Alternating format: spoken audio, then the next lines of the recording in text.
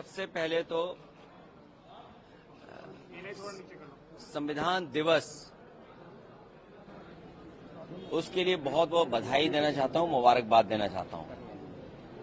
जहां आज संविधान दिवस के दिन उत्सव मनाया जा रहा था,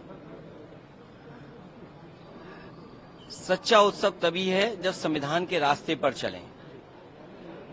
संविधान के रास्ते पे चलने में ही उत्सव मनाना है।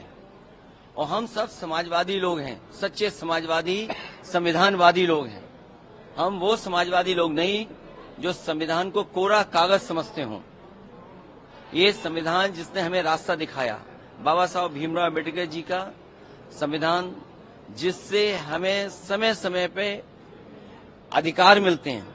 हमारी संविधान रक्षा करता है। संविधान हमारा संजीवनी है। संविधान हमारे पीढ़ी का प्रकाश स्तंभ है। तो संविधान के प्रति हमारा पूरा सम्मान है। और उस समय उत्सव मनाना, जब संभल में जिस तरह का काम सरकार ने किया है, जाने चली गई हैं, गम के साए में कैसे उत्सव मनाया जा सकता है?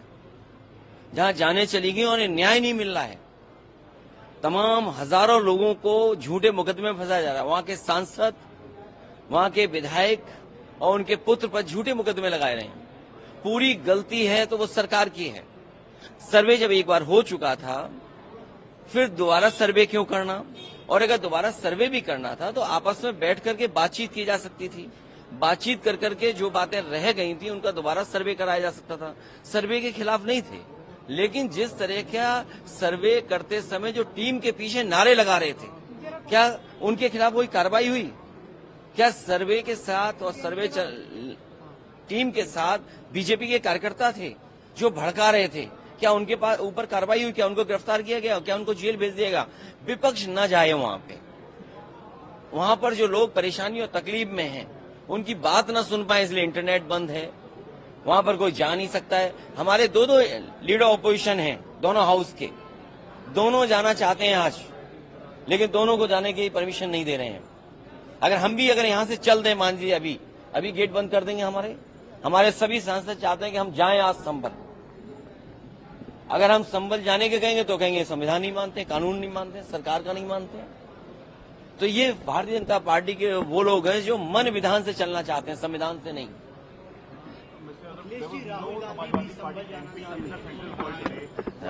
हम उत्सव तब नहीं मना सकते हैं जब उत्तर प्रदेश में वोट लूटा गया हो। हमने देखा कि समाजवादी पार्टी के वोटर्स को वोट नहीं डालने दिया। उनका कहां वोट पड़ पाया? क्या ये संविधान हमें ये रास्ता दिखाता है कि आप वोट छीन सकते हैं किसी का? इलेक्शन कमीशन जो कॉन्स्टिट्यूशनल बॉडी है, जिसको शिकायत की गई, उसके बाद भी क्या कार्रवाई हुई? आप वहां के अधिकारियों की बातचीत करने का तरीका देखिए। वो डरा रहे हैं, धमका रहे हैं आपको, गाली दे रहे हैं आपको। और ये तो अभी वीडियो आए हैं, चुनाव से पहले भी आपने चुनाव के बीच में भी देखा होगा। क्या एक महिला जो वोट डालना चाहती है तो उसको रिवॉल्वर से आप रोकेंगे? यही संविधान का उत्सव होगा क्या? तो इसीलिए हमारा विरोध है इस बात का। उत्सव तब बन सकता है जब संविधान के सच्चे रास्ते पर चलें। सच्चे समाजवादी ही संविधानवादी हैं। हमारा डेलीगेशन है और लोगों से मिलने के लिए, वहां के लोगों के सामने जो तकलीफ परेशानी है उनसे मिलने हमारा डेलीगेशन जाएगा। सरकार का कहना, अभी डेलीगेशन जाएगा और बाद में मैं भी जाऊंगा। सरकार का कहना कि सरकार और जो मरने वाले लोग हैं, हम सरकार से भी बोलते हैं कि मदद करें उनकी। और अगर सरकार नहीं मदद करती है तो समाजवादी पार्टी ने मदद करने का भी फैसला लिया उन परिवार के लोगों का। अखिलेश जी, सरकार का कहना कि किसी भी सरकारी गोली से किसी की मौत नहीं हुई है, क्या कहेंगे? आप कैसे सरकार की बात मान सकते हैं पुलिस के लोगों की? क्या पुलिस की भाषा हमने नहीं सुनी? क्या कोई इस तरह की गाली गलौज दे सकता है? ऐसे अधिकारियों के खिलाफ कार्रवाई करनी चाहिए। और अगर सच्चे संविधान पे चलने वाले लोग हैं तो ऐसे अधिकारी जो गाली दे रहे थे उनको टर्मिनेट कर देना चाहिए। जो लोग सीधी गोली चला रहे थे वोट न डालने पे, उनके खिलाफ क्या कार्रवाई की सरकार ने? आप लोग कल सांसद को लेकर हम देखिए, मैं उस संबंध में कुछ नहीं कहूंगा। इंडिया गठबंधन की जब बैठक होगी तो सुझाव जरूर दूंगा। सर, क्या पीडीए को व्यापक करने की जरूरत है? उन सीटों पे भी हार हुई है जहां हिंसा नहीं हुआ।